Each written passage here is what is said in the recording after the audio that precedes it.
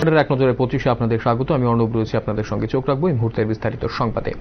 রাজ্যে পালিত হল ইন্টারন্যাশনাল ইয়ার অফ মিলেট। কৃষকদের দিয়ে নতুন নগর কৃষি বন্ধু কেন্দ্রে আয়োজিত এই অনুষ্ঠানে উপস্থিত ছিলেন বিধায়িকা অন্তরা দেব সরকার। এ উপলক্ষে মোহনপুর কৃষক জ্ঞানার্জন কেন্দ্রে এক আলোচনা চক্রেরও আয়োজন করা হয়।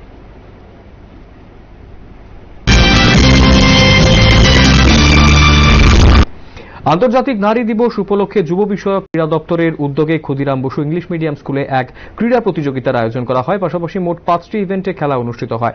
অনুষ্ঠানে উপস্থিত ছিলেন ক্রীড়ামন্ত্রী টিঙ্কু রায়, বিধায়িকা কল্যাণী রায় সহ দীপা কর্মকার সহ দপ্তরের অধিকর্তা। এদিন অনুষ্ঠান উপলক্ষে 5 জন বিশিষ্ট নারীকে যুব বিষয়ক দপ্তরের পক্ষ থেকে সংবর্ধনা প্রদান করা হয়।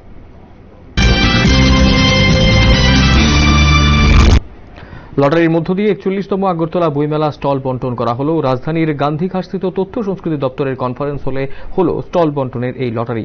এবারের মেলায় মোট 176টি স্টল দেওয়া হবে। আবেদনপত্র জমা পড়েছিল 190টি, জানালেন দপ্তরের অধিকর্তা।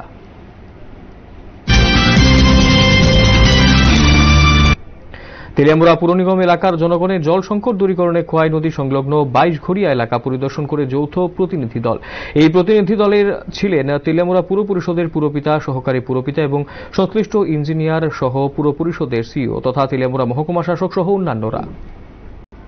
সেই ফর্মুলাতে তাই আমরা আজকে এখানে ভিজিট করতে এসেছি, যাতে তাদেরও কোনো অসুবিধা না হয় এবং আমাদের তেলিয়ামুড়া পুর পরিষদের যে সমস্ত জনগণ আছেন তাদেরও যাতে জল সরবরাহ আমরা ঠিক।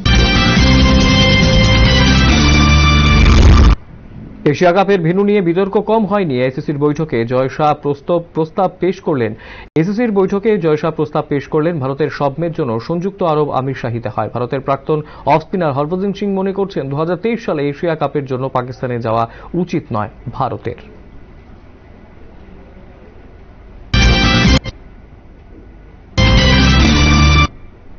আত্মনির্ভর ভারতকে প্রতিষ্ঠা করতে মরিয়া মোদী সরকার। এবার দেশীয় প্রযুক্তিকে তৈরি সমরাস্ত্র কিনতে 70,584 কোটি টাকা বরাদ্দ করেছে প্রতিরক্ষা মন্ত্রক। এর মধ্যে নৌবাহিনীর জন্য বরাদ্দ হয়েছে 56,000 কোটিরও বেশি।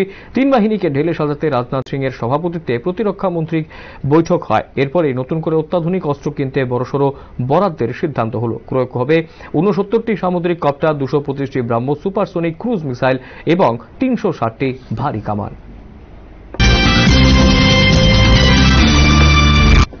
ত্রিপুরা টেনিস অ্যাসোসিয়েশন আয়োজিত 19তম কৌশল উন্মুক্ত টেনিস প্রতিযোগিতা শুরু হয়েছে শনিবার কুঞ্জবন টেনিস কমপ্লেক্সে। আসরের আনুষ্ঠানিক সূচনা করলেন যুব বিষয়ক ও ক্রীড়া দপ্তরের মন্ত্রী টিঙ্কু রায়। এছাড়া উপস্থিত ছিলেন পশ্চিম ত্রিপুরা জেলাশাসক দেবপ্রিয় বর্ধন, ত্রিপুরা টেনিস অ্যাসোসিয়েশনের সচিব, সভাপতি সহ অন্যান্যরা।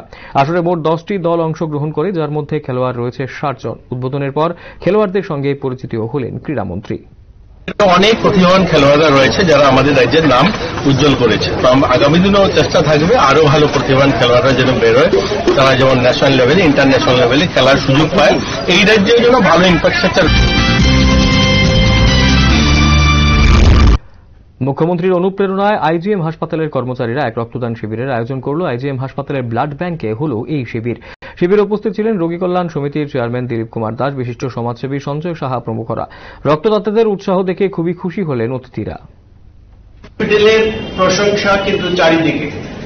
সেই আমাদের যে ওপিডি রেজিস্ট্রেশন কাউন্টার থেকে শুরু করে ভিতরে যা যা পরিবর্তন হয়েছে সেটা কিন্তু চোখে পড়ার মতো। তেলিয়ামুড়া বাজারের সুলভ শৌচালয়টি ভগ্ন দশাগ্রস্ত। জমে আছে সেপটিক ট্যাঙ্কটির জমাকৃত ময়লা, ফলে বিষাক্ত দুর্গন্ধ ছড়িয়ে পড়ছে বাজার এলাকায়। সুলভ শৌচালয়টি ব্যবহার তো দূরের কথা, বাজারে রুমাল চাপা দিয়ে বাজারে ক্রয় বিক্রয় করতে হচ্ছে ক্রেতা বিক্রেতাদের। এতে কোনো হেলদোল নেই সংশ্লিষ্টদের।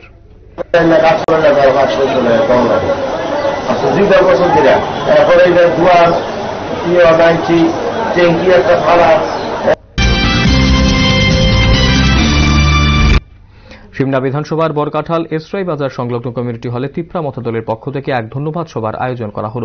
এই সিমনা বিধানসভার বিধায়ক বিশ্বকিতু দেববর্মা এবং একই বিধানসভার এসরাই বাজারের রঞ্জিত দেববর্মা, যিনি রামচন্দ্রঘাট বিধানসভা কেন্দ্র থেকে জয়ী হয়েছেন, এই দুইজন বিধায়কের দলের পক্ষ থেকে অনুষ্ঠানের মধ্য দিয়ে অভিবাদন জানানো হল। ব্যাপক উৎসাহ লক্ষ্য করা গেছে প্রত্যেকের মধ্যেই।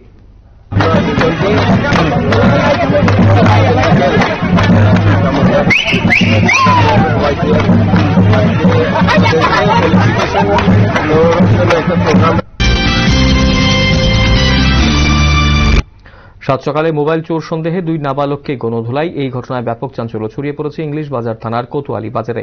জানা গেছে, এদিন সকালে বাজার করতে আসা এক ব্যক্তির কাছ থেকে মোবাইল ফোন চুরি করে পালিয়ে যাওয়ার চেষ্টা করে দুই নাবালক, যদিও পরে স্থানীয় বাসিন্দাদের হাতে ধরা পড়ে যায় তারা। শুরু হয় উত্তম মধ্যম প্রহার। পরে ঘটনাস্থলে পৌঁছা ইংলিশ বাজার থানার পুলিশ। প্রাথমিক তদন্তের পর জানা গেছে তার বাড়ি ঝাড়খণ্ডে। এর আগেও কোতোয়ালি থানার কাছ থেকে মোবাইল ফোন চুরির ঘটনা ঘটেছে। অনুমান করা হচ্ছে চুরির পেছনে দুই নাবালক জড়িত রয়েছে। পকেটটাকে সেদিন একটা মোবাইল কথা বলতে বলতে ঝাপ্পড় মেরে নিয়ে উড়ে গেল এরা। হ্যাঁ, এ শালাদেরকে ছাড়া উচিত না, মেরে ফেলে দেওয়া উচিত।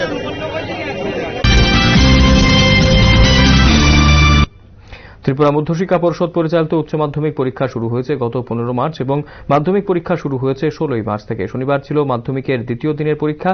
বাংলা অথবা ককবরক বিষয়ের পরীক্ষা ছিল এদিন। দ্বিতীয় দিনে পরীক্ষায় বিভিন্ন পরীক্ষা কেন্দ্রে ঘুরে দেখলেন ত্রিপুরা মধ্যশিক্ষা পরিষদের উপসচিব শুভাশিস চৌধুরী এবং সিপাহীজলা জেলা শিক্ষা আধিকারিক হাবুল লোধ। প্রথম পর্ষদের উপসচিব এবং জেলা শিক্ষা আধিকারিক সিপাহীজলা দ্বাদশ শ্রেণী বিদ্যালয়ের পরীক্ষা কেন্দ্র ঘুরে দেখেন।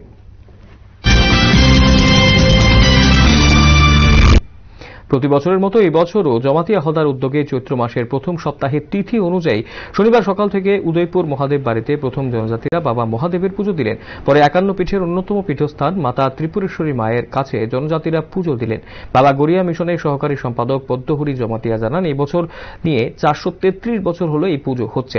18টি ময়াল থেকে 402টি গ্রাম থেকে কয়েক হাজার পুণ্যার্থী সামগ্রী নিয়ে আসেন মানবজাতির কল্যাণে পুজো দিতে।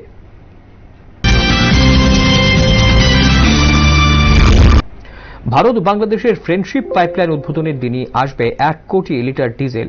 পরবর্তী এলসি খোলা সাপেক্ষে বাংলাদেশে ডিজেল আসবে।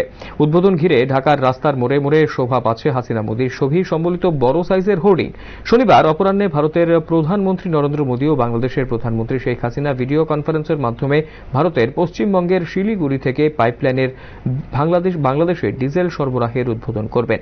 পাইপলাইন নির্মিত হওয়ায় বাংলাদেশ সাশ্রয়ী মূল্যে ডিজেল আমদানি করতে পারবে। তাতে খুব সহজে বাংলাদেশের উত্তরবঙ্গে 16টি জেলায় ডিজেল সরবরাহ করা যাবে। ভারতের আর্থিক সহায়তায় ভারতের অংশে 5 কিলোমিটার সহ প্রায় 131.5 kilometre India Bangladesh friendship pipeline নির্মাণের কাজ সম্পন্ন হয়েছে।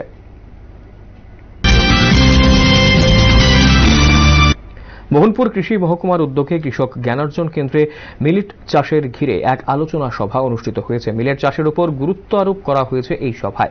2023 সালকে আন্তর্জাতিক মিলেট বছর হিসেবে ধরে নেওয়া হয়েছে। এর ফলে কেন্দ্রীয় সরকার এবং রাজ্য সরকার এই মিলেট চাষের উপর এই বছর গুরুত্ব সহকারে বিবেচনা করছেন। মোহনপুর মহকুমার চিন্ময় বিন নামে এক কৃষক এই মিলেট চাষ করে উল্লেখযোগ্য সাফল্য অর্জন করেছেন।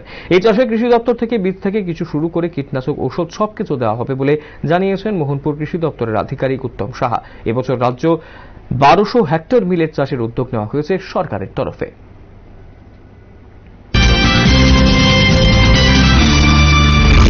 2023 বিধানসভা নির্বাচনে 47 আমবাসা বিধানসভা কেন্দ্রে তিপ্রামথা দলের প্রার্থী চিত্তরঞ্জন দেববর্মা জয়লাভ করেছেন। এ জয়ের সুবাদে শনিবার কমলাছড়া এলাকায় দলীয় কর্মী সমর্থকরা ছোট বিজয় মিছিল করলেন। মিছিলটি কমলাছড়া এলাকায় বিভিন্ন পথ পরিক্রমা করে মিছিলটি ঘিরে দলীয় নেতৃত্ব প্রেমলাল মলসম বলেন, জয় তাদের প্রত্যাশিত ছিল। এখন তাদের দলের নির্বাচিত প্রতিনিধিরা এলাকার উন্নয়নের জন্য সবসময় পাশে থাকবে। কিভাবে মানুষের মৌলিক চাহিদা থেকে শুরু করে অন্যান্য সুযোগ সুবিধা পৌঁছানো যায় সেই দিকে সচেষ্ট থাকবেন তারা। আমরা প্রায় 10 বছর এখানে এই 47-এ এমএলএ ছিল না, তো নতুন মুখ আমরা এমএলএ পেয়েছি।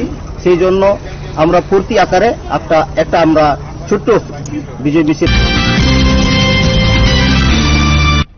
গভীর রাতে উদয়পুর রাজারবাগ স্ট্যান্ডে অগ্নিকাণ্ড, পুড়ে ছাই 8 থেকে 9টি দোকান।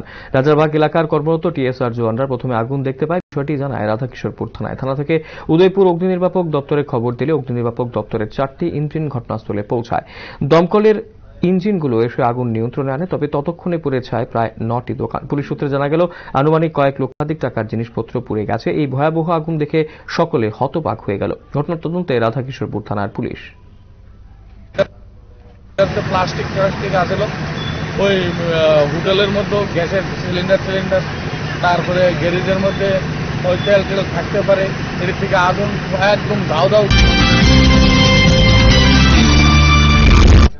শনিবার সকালে এক যুবকের মৃতদেহ উদ্ধার। ঘটনা উদয়পুরের জোয়ালি খামার এলাকার। মৃত যুবকের নাম জিতেন্দ্র দাস, বাড়ি কাকরাবন থানাধীন হুড়িজলা গ্রামে। তার গায়ে আঘাতের চিহ্ন রয়েছে। পেশায় সে একজন গাড়ি চালক ছিল। বিলোনিয়া থেকে সে গাড়ি চালাত। মৃত যুবকের দেহে আঘাতের চিহ্ন রয়েছে। কাকাকে খুন করা হয়েছে বলে দাবি করল তার ভাতিজা। পুলিশ ঘটনার তদন্ত শুরু করেছে।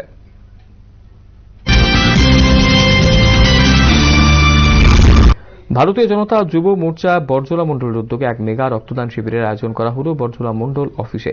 রক্তদান শিবিরে প্রধান অতিথি হিসেবে উপস্থিত ছিলেন যুব বিষয়ক ক্রীড়া দপ্তরের মন্ত্রী টিঙ্কু রায়। সঙ্গে ছিলেন যুব মোর্চার রাজ্য সভাপতি নবাদল বণিক সহ এলাকার প্রাক্তন বিধায়ক দিলীপ কুমার দাস ও অন্যান্য বিজেপির রাজ্য নেতৃত্বরা। এই রক্তদান শিবিরে অংশগ্রহণে বেশ উৎসাহ নিয়ে এই রক্তদাতারা করলেন রক্তদান। আমরা সবাই ভাগিদারি চাই, সবার জন্য অংশদারি চাই। সবাই মিলে আমরা যদি প্রত্যেকটা অর্গানাইজেশন, প্রত্যেকটা এনজিও, প্রত্যেকটা গ্রুপ যদি আমরা রক্তদানে এগিয়ে আসি, তাহলে এই যে এত ছোট রাজ্যে এখানে রক্তের সমস্যা হওয়ার হেজামারা আরডি ব্লকের অধীন ডুমরা কারিডক এডিসি ভিলেজ। এই ভিলেজের অন্তর্গত একটি পাড়ার নাম হল অমিশাডাঙ্গর পাড়া। এই পাড়ায় একটি মার্ক 2 টিউবওয়েল এবং দুটি রিং টিউবওয়েল রয়েছে, কিন্তু জলের এই সোর্সগুলো থেকে পানীয় জল সরবরাহ পাচ্ছে না পাহাড়ি এলাকার জনজাতি পরিবারগুলো, যার কারণে এই শুখা মরশুমে পরিবারগুলো পানীয় জলের সংকটে ভুগছে। এই পাড়ায় বয়স্ক অভিভাবক সচিন্দ্র দেববর্মা জানালেন, পানীয় জলের ব্যবস্থা করার উদ্যোগ নিক প্রশাসন। এখন তো চৈতর ফাল্গুন চৈতর মাসে জল নাই। কৃষকদের আয় দ্বিগুণ করার লক্ষ্যে আমবাসা কৃষি দপ্তরের উদ্যোগে এক সচেতনতামূলক কর্মশালা করা হল। এই কর্মশালায় আমবাসা এবং গঙ্গানগর ব্লকের কৃষক ও জনপ্রতিনিধিরা উপস্থিত ছিলেন। সভায় মিলেটসের উপর গুরুত্বপূর্ণ আলোচনা করা হয়। এদিন বক্তব্য রাখতে গিয়ে আমবাসা এগ্রি সুপারিনটেন্ডেন্ট জয়া দেববর্মা জানালেন, মিলেটসের গুরুত্ব অপরিসীম, এর চাহিদাও কোনো অংশে কম নয়। এই অর্থকরী ফসল উৎপাদন করে কৃষকরা অনায়াসে নিজেদের অর্থনৈতিক অবস্থার উন্নতি করতে পারে। পাশাপাশি কেন্দ্র ও রাজ্য সরকার চাইছে কৃষকদের আয় যাতে দ্বিগুণ হয়, সেই দিশাতেই কাজ করে চলেছে কেন্দ্র ও রাজ্য সরকার। যাতে কৃষকের আয় দ্বিগুণ করা যায়, এটার পিছনে মূলত কারণ এটাই যে মিলেট নিউট্রিশনে ভরপুর থাকে এবং যাতে ডায়াবেটিস পেশেন্ট বা বাজারে অনেক দরকার। মাতাবাড়ি বিধানসভা কেন্দ্রের বিভিন্ন জায়গায় বিদ্যুতের সমস্যা রয়েছে, বেগ পেতে হচ্ছে সাধারণ জনগণকে। এর সমাধানের লক্ষ্য নিয়ে শনিবার মাতারবাড়ি পঞ্চায়েত সমিতির চেয়ারম্যানের অফিসে এক পর্যালোচনা সভা করা হয়। এতে মাতারবাড়ি কেন্দ্রের বিধায়ক অভিষেক দেবরায় নিজে উপস্থিত ছিলেন। এদিন বিদ্যুৎ দপ্তরের আধিকারিকদের নিয়ে করা হয় এই পর্যালোচনা সভা। অতি দ্রুত এই সমস্যাগুলো যাতে লাঘব করা হয়, এই বিষয়ে আলোচনা করলেন প্রত্যেকেই।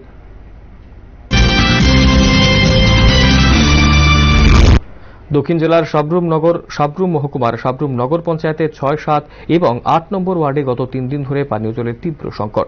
পানীয় জলের তীব্র সংকটের কারণে এলাকার জনজীবন অতিবাহিত করা ভীষণ কষ্টসাধ্য হয়ে পড়েছে। এই অবস্থায় এলাকার জনগণ বিষয়টি নিয়ে সোচ্চার হলেন।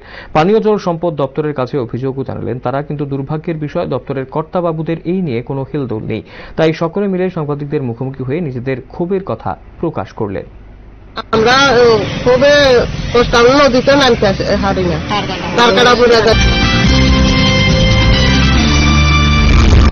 সীমান্ত সুরক্ষার পাশাপাশি সীমান্ত এলাকার সাধারণ মানুষের সঙ্গে সুসম্পর্ক বজায় রাখতে প্রয়াস জারি সীমান্ত সুরক্ষা বাহিনীর বিএসএফ 133 নম্বর বাহিনীর উদ্যোগে সোনামুড়া মহকুমার শালপুকুর ক্যাম্পের অন্তর্গত দক্ষিণ পাহাড়পুর দ্বাদশ বিদ্যালয়ের মাঠে এক সিভিক অ্যাকশন অনুষ্ঠানের অঙ্গ হিসেবে বিনামূল্যে স্বাস্থ্য শিবির করা হয়েছে।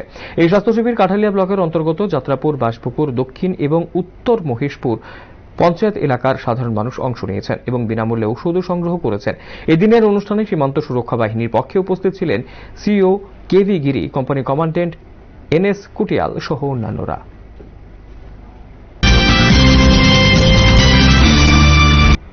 বনদস্যুদের কাছ থেকে দেশি বন্দুক উদ্ধার, চাঞ্চল্যকর ঘটনা তেলিয়ামুড়া থানাধীন ব্রহ্মছড়ার বালুছড়া এলাকায়। বনকর্মীদের তাড়া খেয়ে বন্দুক ফেলে গভীর জঙ্গলে গা ঢাকা দেয় বনদস্যুরা। দেশি বন্দুক উদ্ধারের ঘটনাকে ঘিরে সংশ্লিষ্ট এলাকায় ব্যাপক চাঞ্চল্য।